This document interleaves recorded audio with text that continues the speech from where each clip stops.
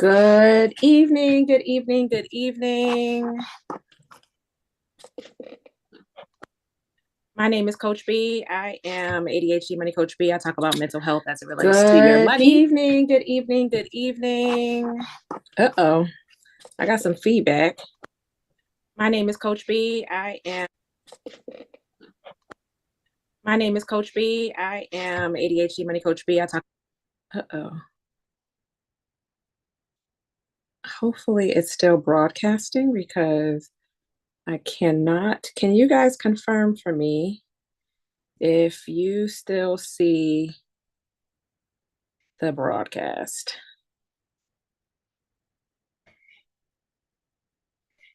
Can you confirm for me if you can see the broadcast on YouTube?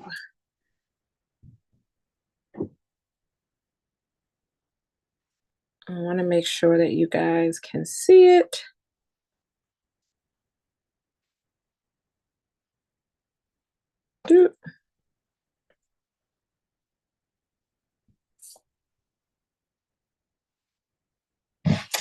Welcome, welcome, welcome.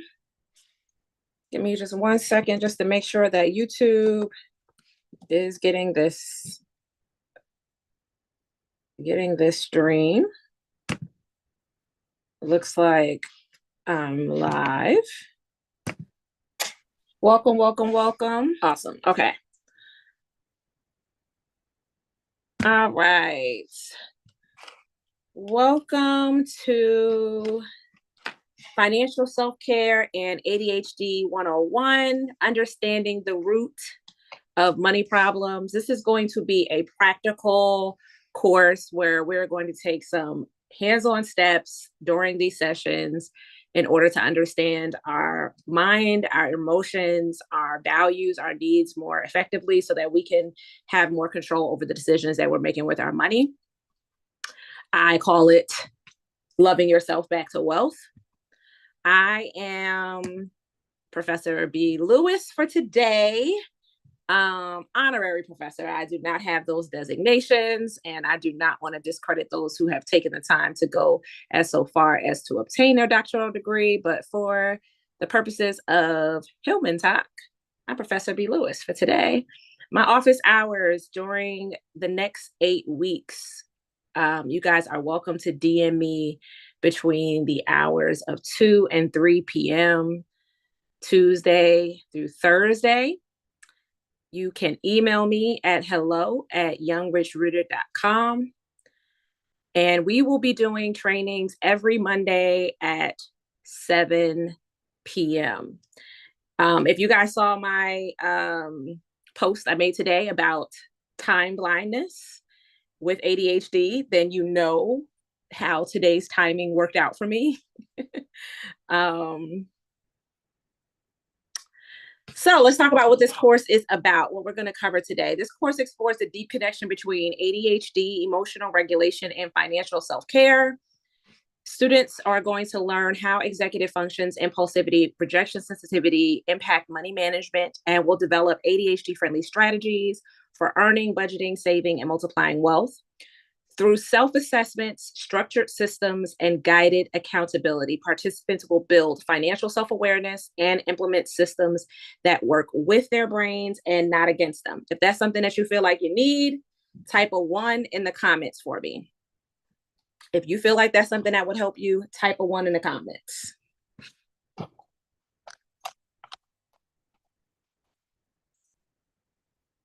All right, all right, all right, all right.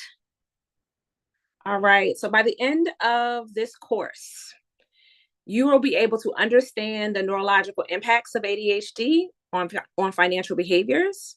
You'll be able to identify and address the 5 financial frustrations that create financial stress. You'll be able to use my growth self-care framework to align your financial goals with holistic wellness. You'll be able to implement 4 key financial skills to earn, budget, save, and multiply for long-term stability. And you'll develop a personalized ADHD-friendly money, banking, and management system. You'll also be able to apply emotional regulation and self-advocacy strategies to overcome financial paralysis.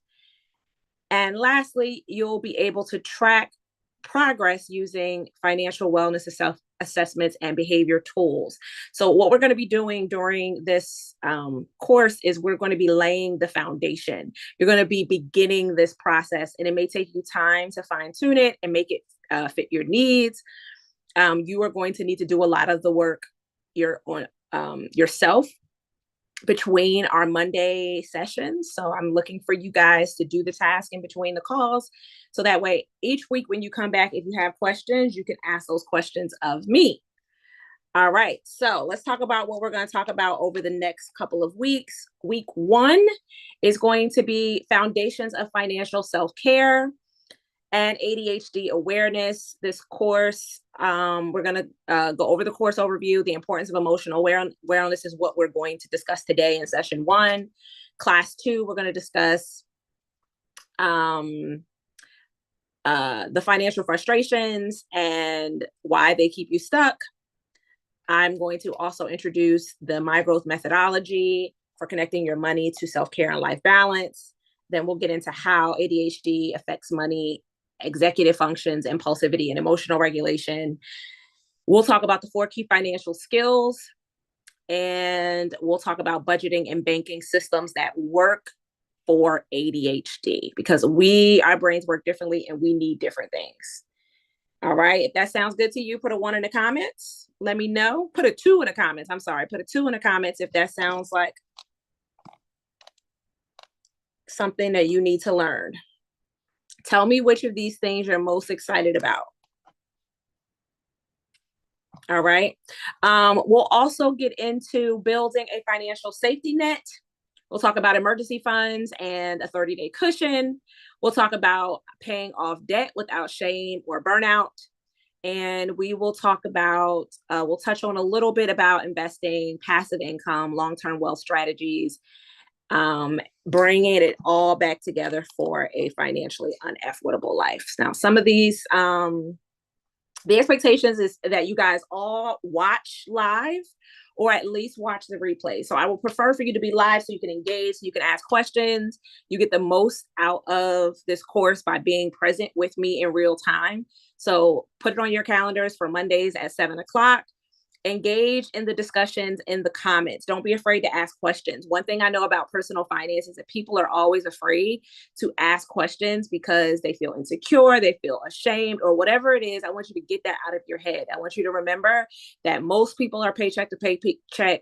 Most people don't know what they're doing with their money. Our government doesn't know what they're doing with their money. They can't balance a budget to save their lives. So do not have any shame about where you are. But most importantly, a lot of us are in our financial plights, not because we've done something wrong intentionally, but because life happened to us and we were busy trying to manage that part of our life. And we put down the responsibilities of managing our money. And I want you guys to remove the shame that's attached to not necessarily knowing how to manage your emotions and things that go on in your real life and take care of all the tasks, right? Black women, especially, we are tasked with doing all the things. We're expected to be superheroes. We are supposed to expect that Black girl magic is going to cover a host of things. And reality is we're human beings who need rest, who need recovery, who need support.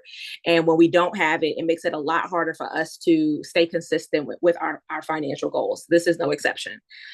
So, guys, what I do with my clients as a financial coach, I work with my clients each and every week to not just help them improve their bank balances or reduce their debt and improve their credit, and to reach, some smaller life goals that they have for themselves. But my big goal for my clients is to have a major transformation in how they feel navigating life.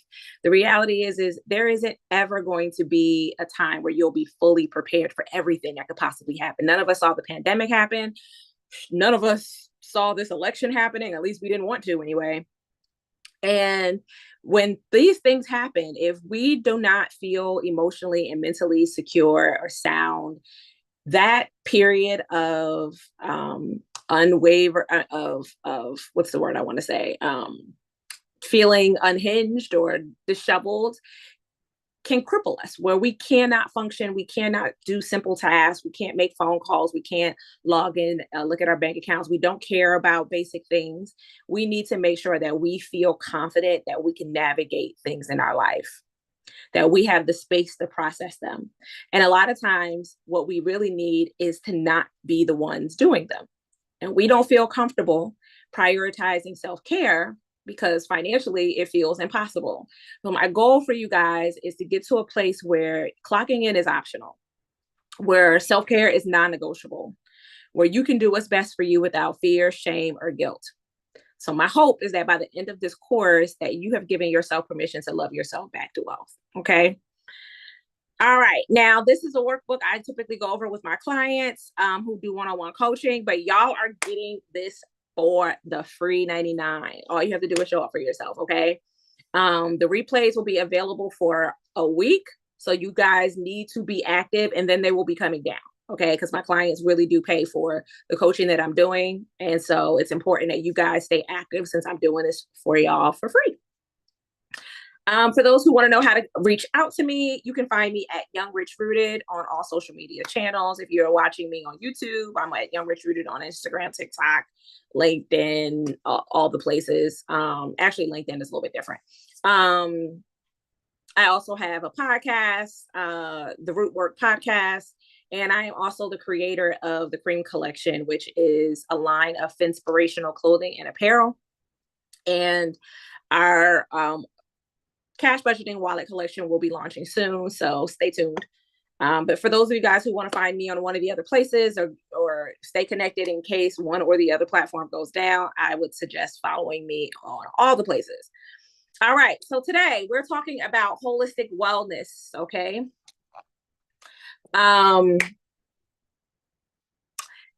If you ever felt like traditional financial advice just does not work for your brain, you are exactly where you need to be. Because over the next few weeks, I'm going to teach you how to work with your ADHD brain and not against it. So you can stop feeling broke, stop feeling stuck, stop feeling overwhelmed, and start feeling financially free, empowered, and confident. Okay.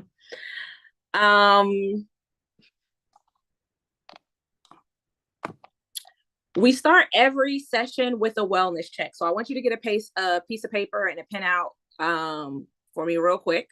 And I want you to write this down. And over the next couple of weeks, I want you to take this session, this assessment of yourself every single time to see if you're improving or to have at least some awareness of what's going on with you. Okay. ADHD and emotion regulation statistics. People with ADHD are 2 to 3 times higher, have 2 to 3 times higher emotional dysregulation than neurotypical adults. That's according to a study by Barclay in 2022. Financial stress triggers the fight or flight hormone in ADHD brain, in our nervous system. So we have 2 particular parts of our nervous system. We have the sympathetic nervous system and we have the parasympathetic nervous system. The sympathetic nervous system is the part of our nervous system that goes up our spine. It's responsible for protecting us from danger. So if a bear is coming and it's trying to protect your life, that part of your nervous system shuts down any part of your body that it thinks is not critical.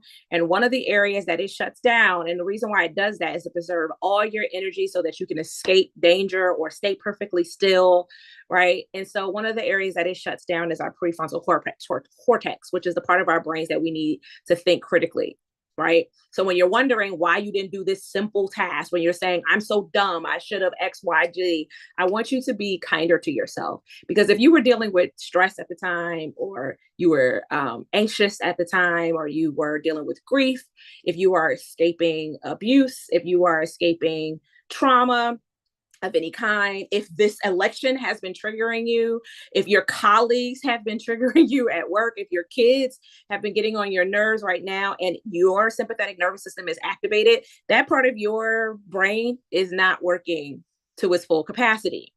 Okay. And that's why. So first of all, give yourself some grace. So it's doing what it's supposed to do. But most of the time, we don't feel like we even have permission to notice that something is wrong with us, much less actually calm down and take a minute to decompress. The other part of our nervous system is our parasympathetic nervous system, and that runs completely through our body. That is the part of our nervous system that's responsible for calming you down. It's our calming nervous system. It's the part of our nervous system that is responsible for rest. So you can get some sleep so that you can recharge and you can heal. It is our love hormone is attached there. It's the part of our body that is responsible for like connection, right? When we are in a calm state, we make stronger decisions. So the first thing that we need to do before we start figuring out how to tackle financial crisis or financial problem that you're having is we need to make sure that we know how we're feeling right now to know if you even should be making the decision. Hey girl, hey, I see you. We need to know if you should even be making the decision. What's going on for you right now? Is this a decision you have to make right now? Are you angry? Are you tired? Are you sleepy? Are you stressed? Do you need support? Right? These are the things you need to ask yourself. So your parasympathetic nervous system calms you down, right? So the way that I remember these two is when I think about a parachute opening up, a parachute slows the fall. Like if you imagine yourself free falling from the sky, you're nervous, you're anxious, right? That sympathetic nervous system is activated because you're falling towards danger. When that parachute opens up, you can calm down. Things feel easier. You can make better decisions. And I don't know if you've ever seen like a car driving down the road and about to hit another car and it just darts into the path of another lane. If you've ever seen a car do that, without actually looking, occasionally what will happen is they will have darted into a lane that's a way worse situation than what it was, than the lane they were in.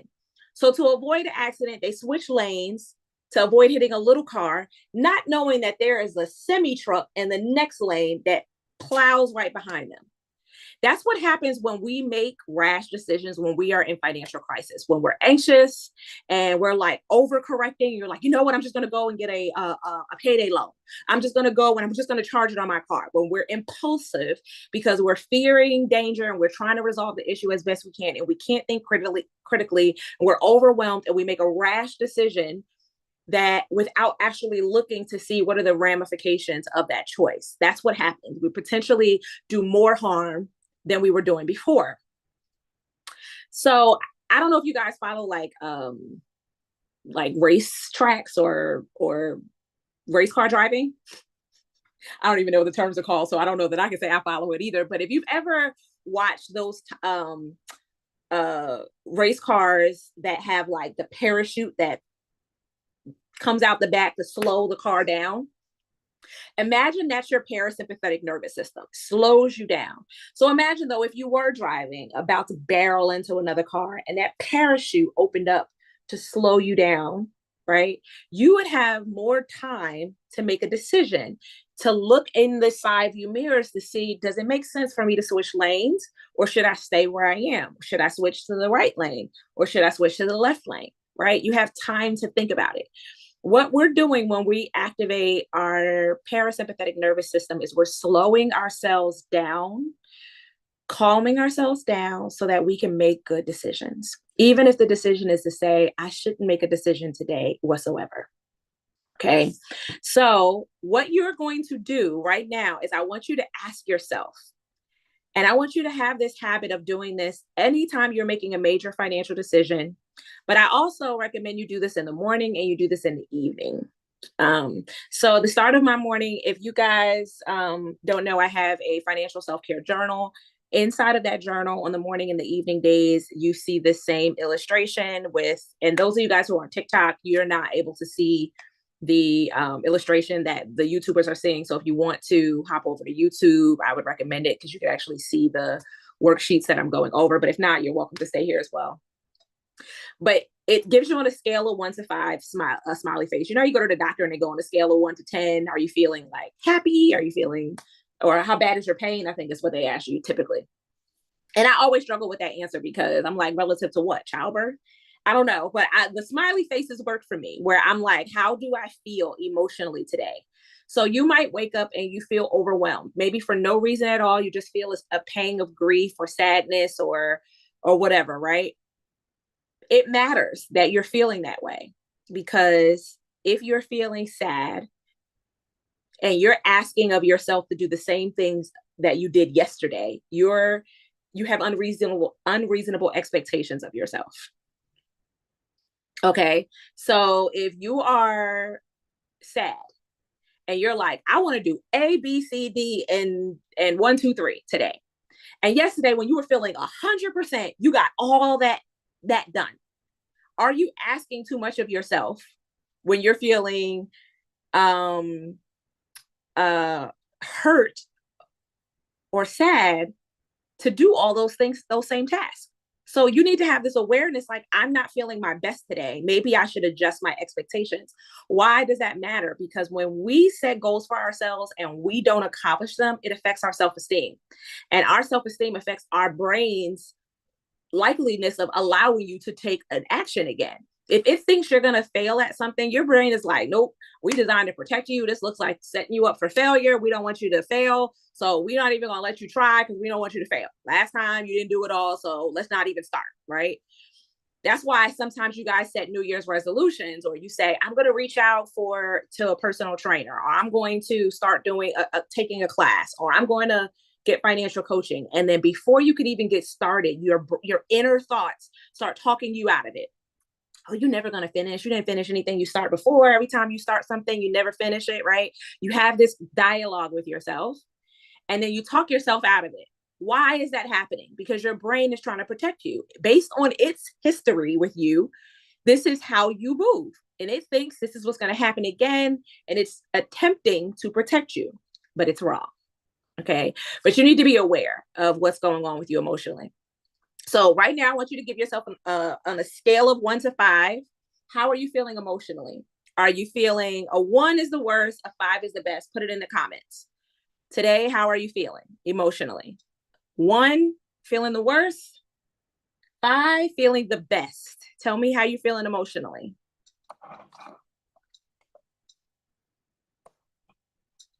Okay. 85% of adults with ADHD report impulsive financial decisions due to emotional triggers.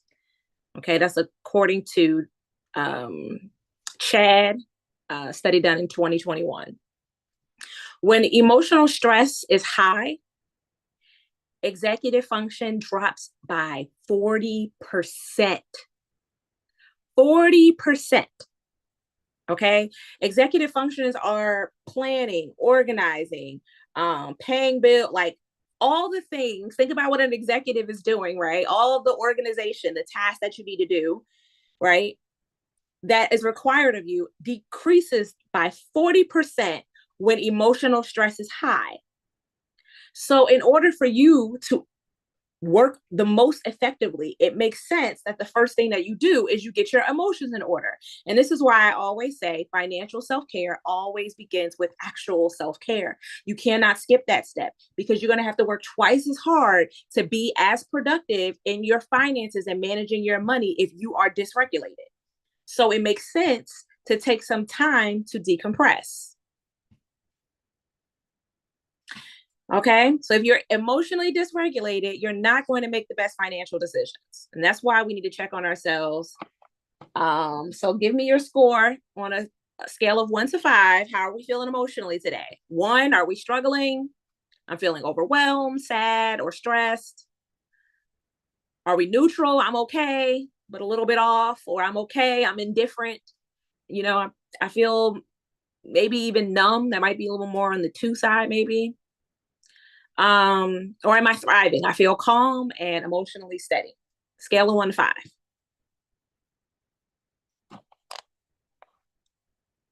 The next is, how am I feeling physically on a scale of 1 to 5? Why does this matter? Because again, if you are in pain, you may not make the best decisions, right? Imagine being hungry. You know how when you're hungry and you go to the grocery store, when you're hungry and you're going to come out with everything in there. Why? Because your body physically is uncomfortable with the hunger. That is still and something to observe, that I feel hungry right now, right? Or I feel like I have a headache. You know, when your kids come in the room asking you for stuff and you got a headache and all you want to do is you want them to get out of your room so you can go back to sleep or lay back down, and you're like, Mommy, can I go outside and play in the mud? And you're like, yeah, whatever, go ahead, right? They know what they're doing, right? They're asking you when you can't think very critically because they know you're tired and you know you got a headache. You need to observe that this is going on before you make decisions, right? So same thing with any other part of your body. If you get up in the morning and you're not feeling the best physically, you at least need to know that, because that's going to impact what you can accomplish that day. And if you need to pause to mindfully take care of that before you make decisions. So give yourself on a scale of 1 to 5 how you're feeling right now physically. Am I exhausted? Am I sick? Am I tense? Do a full body scan from head to toe. Pay attention to your body. I just came back, as you can see from the shirt, I just came back from roller skating with my daughter. She's 16. She got a big girl job down and they be working her. So she had a day off at work today after she got out of school and asked me, could she go skating? And she's got straight A's and she's on the principal's list. So I'm like, yep, we can go. And I bust my behind. Okay. I fell, I hurt my back. I'm in a little bit of pain right now. My daughter asked me why I was feeling so much pain, because I was like stretching. And I'm like, because I'm 40. Child, I'm 40 years old. That's why I'm in pain. Okay. So how are we feeling on a scale of 1 to 5? I'm exhausted, sick, or tense. That's like a 1. A neutral might be like I'm managing, but maybe need a little bit of rest. Not a lot, but just like a little, like I could have rested better last night. 5, I feel energized and I feel well. Tell me what your score is on a scale of 1 to 5 in the comments. All right. Mentally on a scale of 1 to 5, right? How does this affect you? So maybe you're feeling great emotionally, you're feeling good physically, but you have like brain fog. Like you can't get your thoughts together. You can't organize ideas in your head. You can't think straight, right? You need to know how you're feeling mentally. So a 1 would be my brain feels foggy or scattered. A neutral might be I'm focused but distracted at times. And then 5, I feel a sharp and very clear headed. Like I'm taking action. I know what I'm doing.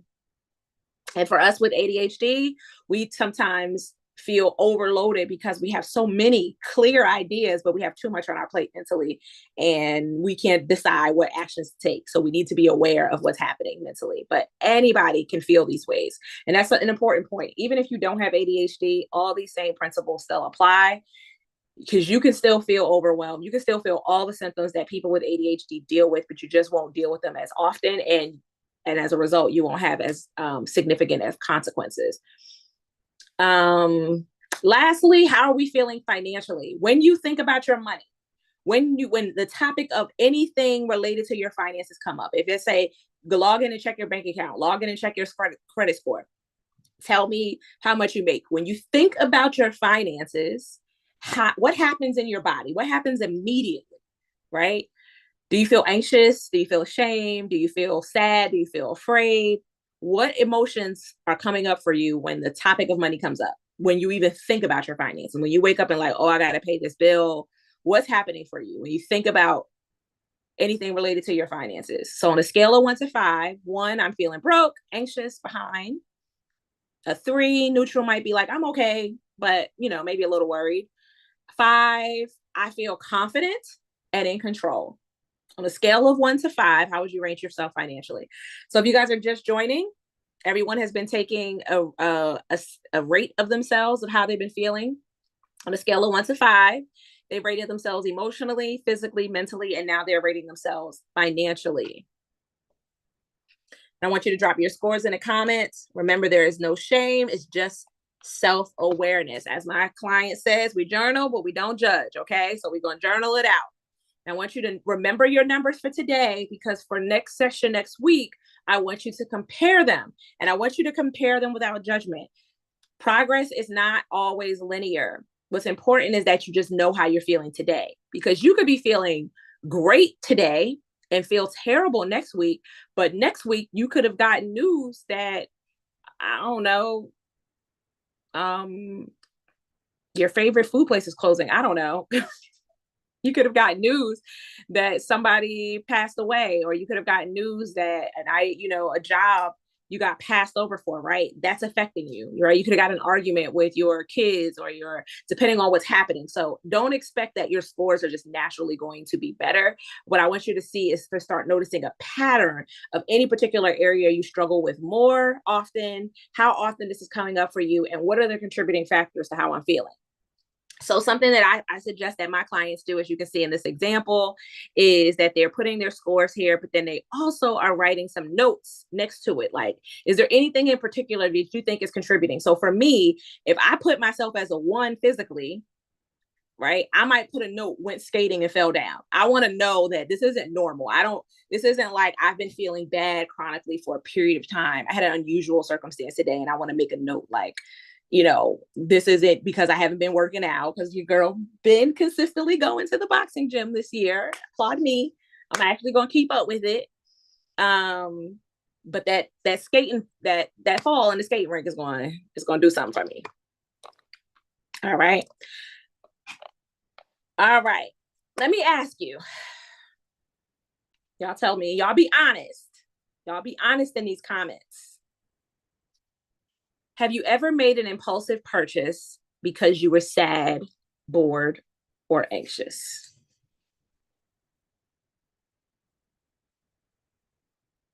Say yes in the comments if you have. Have you ever made an impulsive purchase because you were sad, bored, or anxious?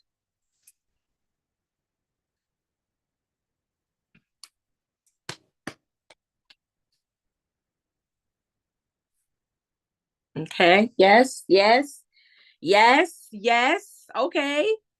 We being honest in here.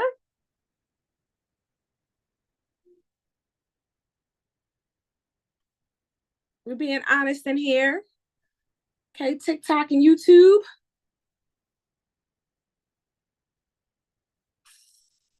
Of course I have. Of course, of course. I used to call it purchasing my peace when I was in an abusive relationship. Just paying for things just to avoid conflict, to avoid drama. Yes. Food. Food was probably like one of my top impulsive purchases when I was sad, not necessarily bored, but sad. Yes, I was sad eating. Like, because food makes you feel better. Good food, right? You instantly feel like, right? Good food makes you feel better. And so, yes, I was impulsively buying food when I felt sad. But I noticed that the things that I bought when I was bored or anxious, they look completely different than the things that I buy when I'm sad. And so it's important that you not only are aware of how you're feeling, but you're aware of what your habits are attached to that feeling. What things do you typically do when you feel away? What are the habits that you're having? Because you can't change what you don't notice. If you don't know that it's happening, you can't change it. So my homework assignment for you guys, actually, before we get to the homework assignment, I'm going to ask y'all another question. Have you ever avoided looking at your bank account because it made you anxious? Have you? I know I have, right? After a weekend in my 20s of being outside, looking at my bank account on a Monday morning would look like, I don't even know why you went. Like, you don't even remember what you ate. You don't even remember what you did. You didn't even have fun, right? Or going into a store and spending more than what you thought. And then you like, I got to log into the account and, right? We avoid it because we don't want to see that negativity. That's your brain trying to protect you from stress. So your brain is trying to protect you from stress. Notice it's not trying to help you reach a goal. You have a goal that I want to do better with money. And part of doing better with money is I need to check my account balances. I need to track things or whatever, right? You need to do critical steps, right? But your brain's job is not to help you reach your goals. Your brain's job is to protect you. And if it feels like this task is dangerous, it's going to be like, girl, no, let's do it later. So you think that you're procrastinating, but really you're trying to avoid an emotion. And so you need to know that that's what's happening, because we need to address that so that your brain starts to see this task as something that's safe.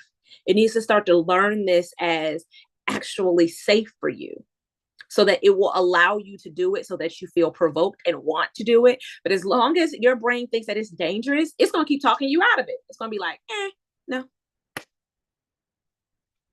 we don't like that. Same reason that my body is like, you don't really want to go to the gym, because it hurts. My brain is not stupid.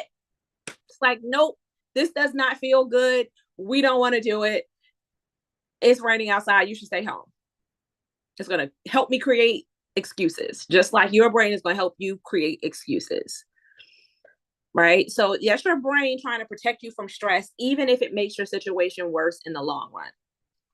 And this is why financial self-care always begins with actual self-care. So if we don't manage our emotions,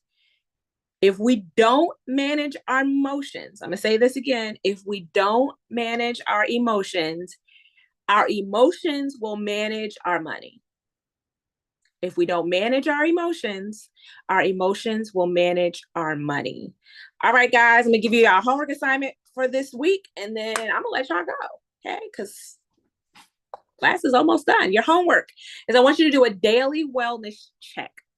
I want you to rate yourself on a scale of 1 to 5 for emotional, physical, mental, and financial every single day. I want you to do it in the morning, and I want you to do it in the evening at a minimum. But bonus, if you do it before you make major financial decisions.